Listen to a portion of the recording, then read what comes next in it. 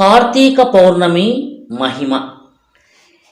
ఈ కార్తీక మాసము అనే పేరు ఎలా వచ్చింది అంటే, చంద్రుడు కృత్తికా నక్షత్రంలో సంచరించే మాసం కాబట్టి ఈ మాసానికి కార్తీక మాసము అనే పేరు వచ్చింది. కార్తీక మాసం శుక్లపక్షంలో వచ్చే పౌర్ణమికి కార్తీక పౌర్ణమి అని పేరు. అన్ని మాసాలలోకెల్లా అత్యంత ప్రాధాన్యత కలిగిన మాసం కార్తీక మాసం. అందులో కార్తీక మాసంలో వచ్చే పౌర్ణమి రోజు విశేషమైన ప్రాముఖ్యత గల రోజు. ఈరోజు శివకేశవుల ఇద్దరికీ అత్యంత ప్రీతికరమైన రోజు. ఈ కార్తీక పౌర్ణమిని త్రిపుర పౌర్ణమి అని కూడా పిలుస్తారు. సోమకాసురుడు అనే రాక్షసుడు వేదాలను అపహరించి సముద్రములో దాగి ఉన్నప్పుడు శ్రీహరి మత్స్యావతారం ధరించి ఆ రాక్షసుని సంహరించినటువంటి రోజు. ఈ కార్తీక పౌర్ణమి రోజు దత్తాత్రేయుడు అవతరించాడు.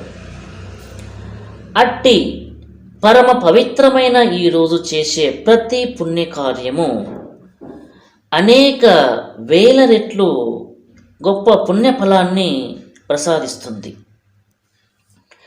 ఈరోజు చేసే శివకేశవుల ఆరాధన, ధ్యానము, యోగము, పుణ్యకార్యాలు, కార్తీక దీపారాధన, మరి శక్తి కొలది చేసే ధనము, కనక, వస్తు, వాహనాది దానాలు విశేష ఫలితాన్ని ఇస్తాయి. ఈరోజు శివుడికి ప్రీతికరమైనటువంటి రుద్రాభిషేకం చేయడం ద్వారా శివుని యొక్క అనుగ్రహాన్ని పొందగలం. విష్ణు ప్రీత్యర్థం సత్యనారాయణ స్వామి వ్రతం చేసినటువంటి వారికి ఇహలోక పరలోక సౌఖ్యాలు పొందగలరు. ఈ కార్తీక పౌర్ణమి రోజు చేసేటువంటి ప్రతి పుణ్యకార్యము అనేక వేల రెట్లు ఫలితాన్ని ఇస్తుంది. ఈ కార్తీక మాసంలో కార్తీక పౌర్ణమి రోజు చేసే దీపదానం విశేష ఫలితాన్ని ఇస్తుంది. ఏక సర్వదానాని దీపదానం తదైకథ అని శాస్త్రవచనం. అనగా అన్ని దానాలు ఒక ఎత్తు అయితే దీపదానం ఒక ఎత్తు. అంటే అన్ని దానాల కంటే దీపదానం అధికమైనటువంటిది, విశేషమైనటువంటిది అని అర్థం. కార్తీక మాసంలో చేసే దీపారాధన అనేక జన్మల వచ్చేటువంటి పాపాలను నశింపచేస్తుంది.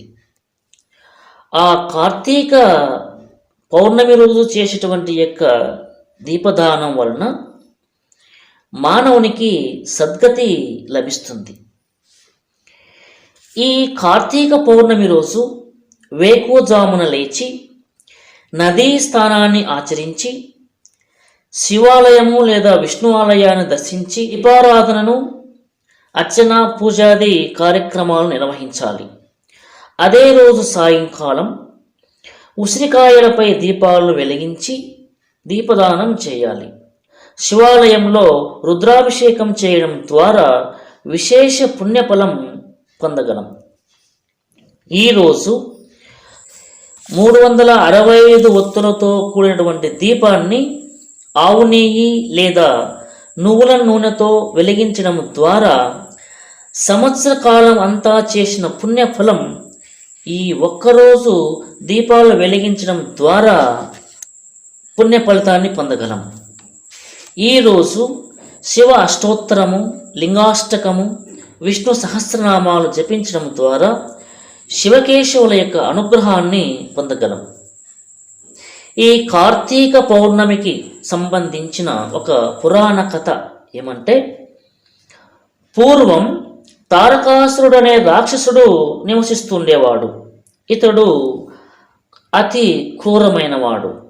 సామాన్య ప్రజలను, సాధువులను దేవతలను అనేక బాధలకు గురి చేసేవాడు.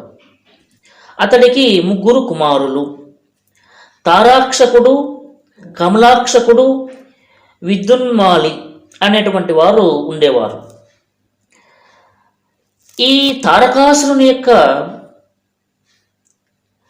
వికృత చేష్టలు ప్రజలను అనేక ఇబ్బందులకు, అనేక బాధలకు గురి చేశాయి.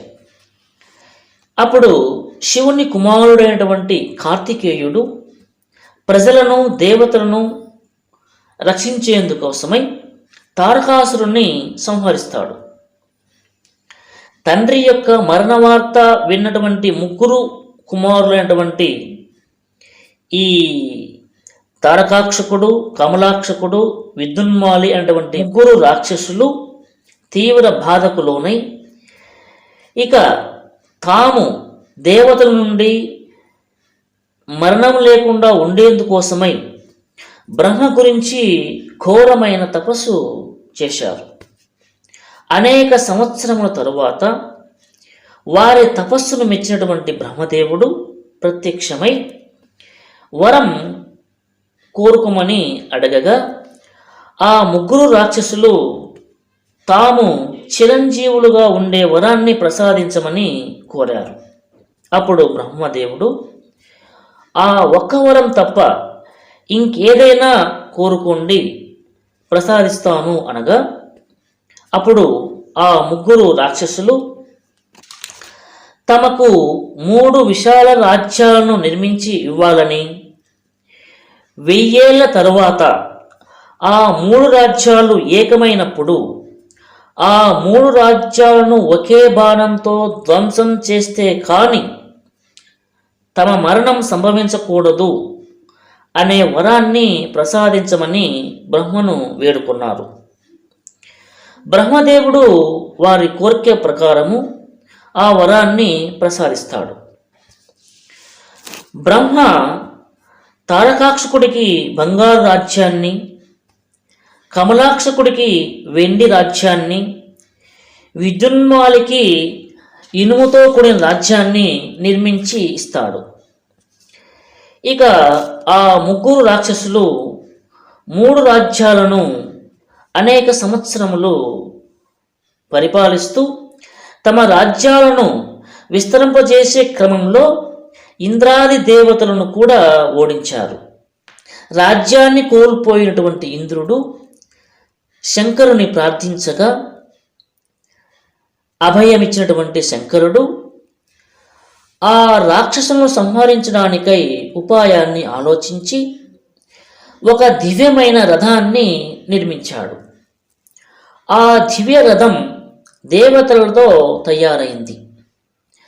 సూర్య చంద్రులు ఆ రథం యొక్క చక్రాలుగా ఏర్పడగా ఇంద్రుడు, వరుణుడు, యముడు, కుబేరుడు ఆ రథము యొక్క 4 గుర్రాలుగా అవతరించారు. హిమాలయాలతో కూడిన పర్వతాలన్నీ విల్లుగా మారగా శేషనాగుడు విల్లు యొక్క దారంగా మారాడు. అగ్నిదేవుడే బాణంగా మారాడు. ఈ విధముగా దేవతలతో దివ్యమైనటువంటి రథం ఏర్పడినది. అట్టి రథంలో శివుడు ఆసీనుడయ్యాడు. ధర్మ సంరక్షణార్థమై ఆ 3 రాక్షసులపై శివుడు యుద్ధాన్ని ప్రకటించాడు. అనేక సంవత్సరాల భీకర యుద్ధంలో శివుడు ఒకే బాణంతో 3 రాజ్యాలను, ఆ 3 రాక్షసులను సంహరిస్తాడు. శివుడు ఆ 3 రాక్షసులను సంహరించడంతో దేవతలందరూ శివుని స్మృతిస్తూ త్రిపురాణి అని పిలిచారు. ఆ 3 రాక్షసుల సంహారం ఈ కార్తీక పౌర్ణమి రోజున జరిగింది. కాబట్టి ఈ కార్తీక పౌర్ణమికి త్రిపుర పౌర్ణమి అనే పేరు వచ్చింది. ఈరోజు పార్వతి మహిషాసుర సంహారంలో శివలింగాన్ని ధ్వంసం చేయడం ద్వారా కలిగినటువంటి పాప పరిహారానికి శివారాధన చేసేటువంటి రోజు కార్తీక పౌర్ణమి రోజు. ఇట్టి పరమ పావనమైనటువంటి కార్తీక పౌర్ణమి రోజు దీపదానం చేయడం ద్వారా అనేక జన్మలలో చేసిన ఘోర పాపాల నుండి విముక్తిని ప్రసాదిస్తుంది ఈ దీపదానం. కాబట్టి కార్తీక పౌర్ణమి రోజు ఉపవాస దీక్షను పాటించి శివనామస్మరణతో గడిపి శివానుగ్రహం పొందగలరని ఆశిస్తున్నాను. జై సద్గురు.